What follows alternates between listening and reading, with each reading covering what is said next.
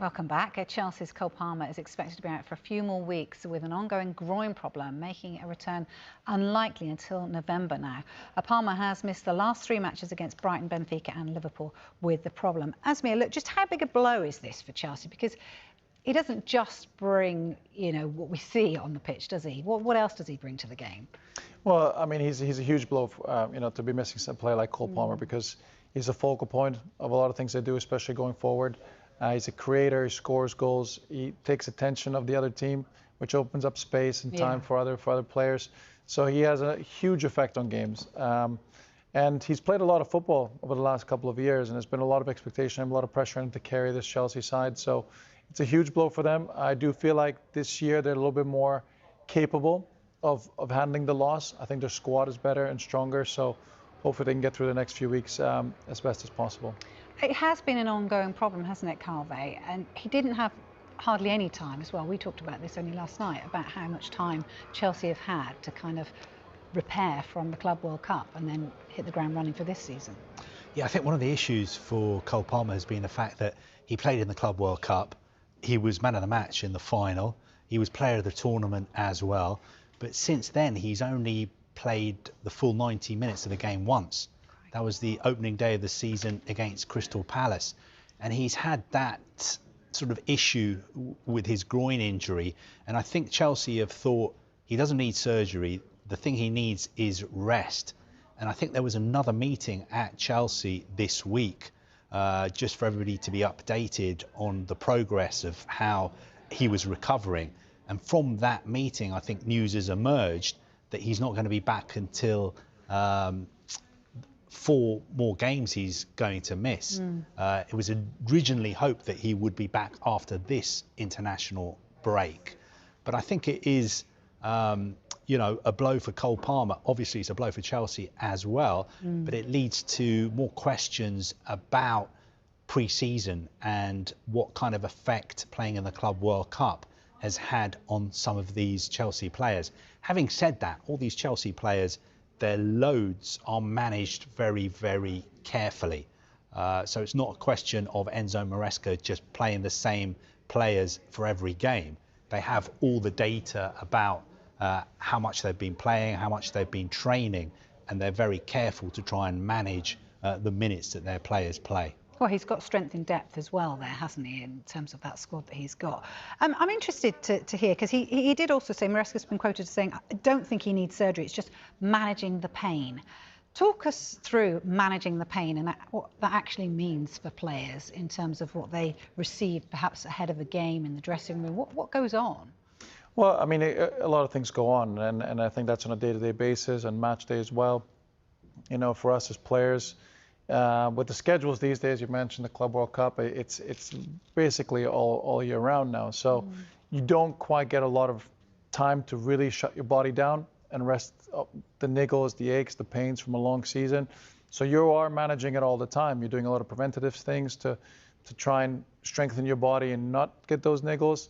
But then football is a contact sport as well. So as much as you can manage loads and trying to manage those loading injuries and muscle injuries as best as you can, but there's going to be impact injuries. There's going to be contact. There's going to be wear and tear in your body that you can't calculate or see on a computer. So there is going to be those conversations with a player and seeing how they are feeling, what they're going through. And I think this could be a really interesting situation for Cole Palmer and Chelsea. Maybe looking at the fixtures over the next month or so, might be a period where they think, okay, Cole, we can put you aside, let you rest for the next 5 to 6 weeks. We can get through this without you, and then you're ready to go for the busy, Christmas period. So, and on the other question you had in terms of players, what they do, I mean, yeah, we receive pain-killing injections from time to time if needed to play games. Nobody wants to miss games. Professional players have a lot of pride. They really take their job and their craft seriously. They want to play many games. And, you take an anti-inflammatories, painkillers, anything that can help your body to the point of not creating any further damage. And that's always the risk you have to calculate and speak to the medical team about. Obviously, what are the potential long-term effects if you do get another injury, another setback. So there's many things that go on, loads of conversations every single day. There's loads of meetings. So we're in great hands, especially these days with the facilities that we have, the knowledge that the people have, the professionals around us. So you're in really good hands. but it's still, you know, a physical sport that takes a toll on the body. And that managing the pain can literally mean somebody giving you an injection to last the 90 minutes. Yes, sometimes that, you know, it goes to that extent, especially big games. You know, we all want to play in them. You want to be part of them. And sometimes, yeah, it's going to have to take an injection or something to get you through the pain. And again, it's about managing that pain. If it's something where you know you can't probably do more damage, then it's just about making the pain go away and getting through the 90 minutes and dealing with the effects after. It's interesting, you also don't want your teammates to injure you, do you, if you're celebrating? And there was a little bit of a speculation, and I know you can clear this up for us, I think, Carve, that his injury was made worse thanks to celebrations. Obviously, they beat Liverpool at the weekend. What did you make of this? This clip has gone viral, actually. It was Jarell Hato at the end of the victory against Liverpool, jumping on Cole Palmer, and you could see that he winces a little bit, and he grabs his groin as if to say, what the hell are you doing, man? I've got a groin injury. But I think then he realises the camera is on him, so he kind of, his facial expression changes a little bit.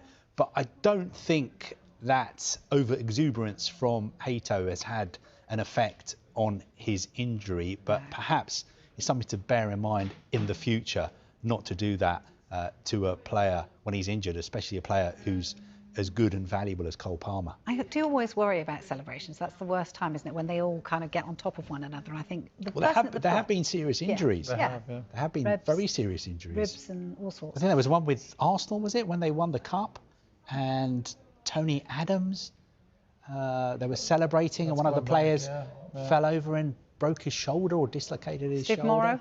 Steve Morrow. Yeah, that's not from me. Ed and the producer Danny is telling me, the director Danny is telling us that. So yeah, well done, thank you guys.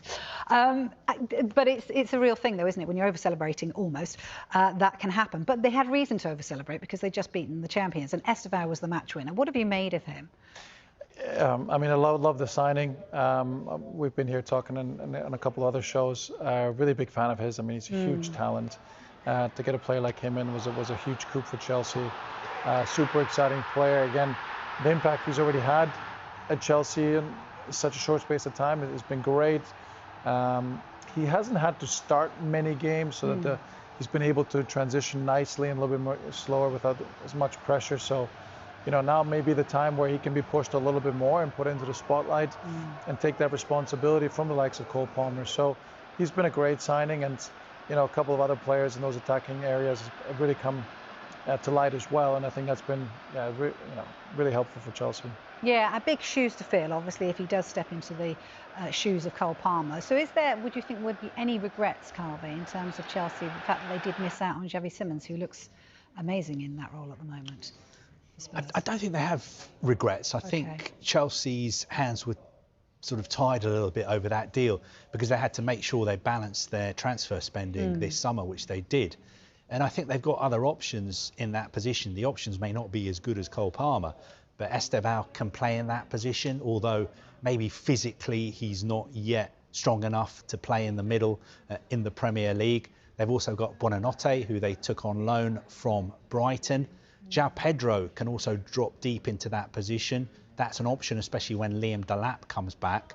And also Pedro Neto is somebody they see as a player who can also play in that position as well. So they do have quite a few other options. Just finally, in terms of Chelsea, Asmir, we had Jimmy Floyd Hasselbank on last night, so he was very pro-Chelsea, as you can imagine as well.